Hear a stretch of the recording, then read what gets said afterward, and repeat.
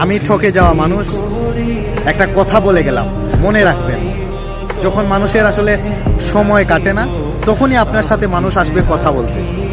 যখন কারো ভালো লাগবে না তখন আপনার সাথে আসবে কথা বলতে, আপনার সাথে সময় কাটাতে। ভালো লাগা শেষ, আপনাকে ছেড়ে চলে যাবে। এটাই পৃথিবীর নিয়ম। কারো জন্য নিজেরে এতটাই নিচে নামায় নিয়েন না যাতে করে আপনার নিজেরাই নিজে খুঁজে পান না পড়ে। ভালো থাকবেন, সুস্থ থাকবেন। ধন্যবাদ। রাখিতে আমার স্বার্থ কি বা